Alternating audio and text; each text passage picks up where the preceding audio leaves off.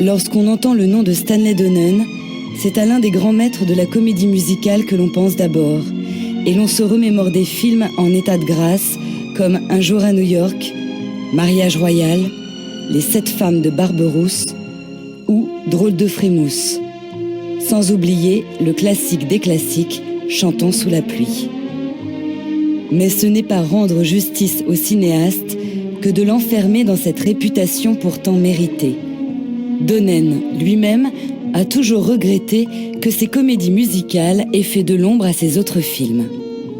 À la fin des années 50, quand le genre bat de l'aile et que le public jeune se tourne vers le rock'n'roll, Donen quitte la MGM, s'installe à Londres et devient producteur-réalisateur indépendant. Il se tournera dès lors vers ce qu'il est convenu d'appeler la comédie romantique. Des réussites comme Indiscret en 1958, le très Hitchcockien Charade en 1963 et L'étrange Arabesque en 1966 précéderont Voyage à deux en 1967. Durant son séjour londonien, Donen se rend régulièrement en France, pays qu'il affectionne particulièrement. Il avait déjà situé 2 de ses films dans un Paris très chic, mais pour Voyage à deux, ce seront les routes de campagne, d'Anonyme national et départemental, qui deviendront le théâtre de ce film aigre-doux sur la vie d'un couple. They don't look very happy. Why should they? They just got married. L'idée de départ appartient à l'écrivain-scénariste Frédéric Raphael. Donen en avait été immédiatement séduit, même avant que le scénario n'existe sur le papier, et y voyait déjà Audrey Hepburn dans le rôle principal.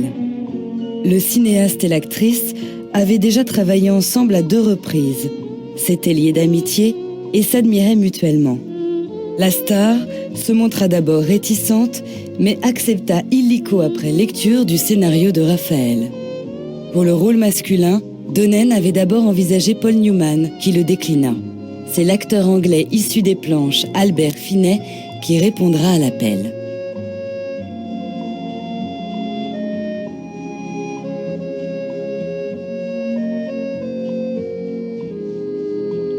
On retrouve aussi, dans les crédits de Voyage à deux, les noms du graphiste Maurice Binder pour la conception du générique et celui du compositeur Henry Mancini pour la musique. Chacun avait déjà à son actif 2 emblèmes de la culture populaire. Le premier, le générique de la série des James Bond, le second, la musique de la Panthère Rose. Mancini, d'ailleurs, considérait sa partition de Voyage à deux comme la meilleure qu'il ait jamais écrite pour le cinéma.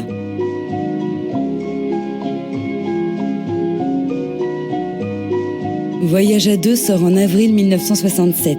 L'accueil critique est mitigé, le succès moyen.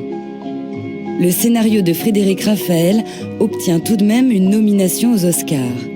Mais l'Académie préfère nommer Audrey Hepburn pour un autre film tourné la même année, Seul dans la nuit.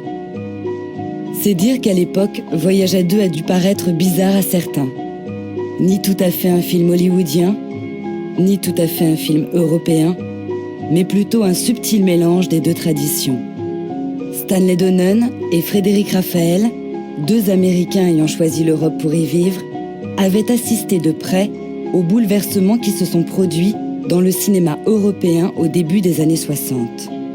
Le subtil brouillage de la chronologie dans Voyage à deux rappelle les expérimentations d'Alain Resnais.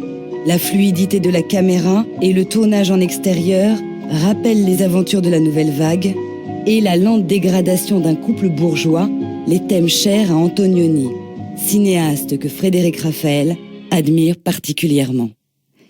Depuis, le film a fait son chemin et ses admirateurs se multiplient au fil du temps. Grave, sous ses apparences de légèreté, vif et désenchanté, Voyage à deux est aujourd'hui considéré par certains comme l'un des films les plus riches que nous ait donné le cinéma sur la vie de couple.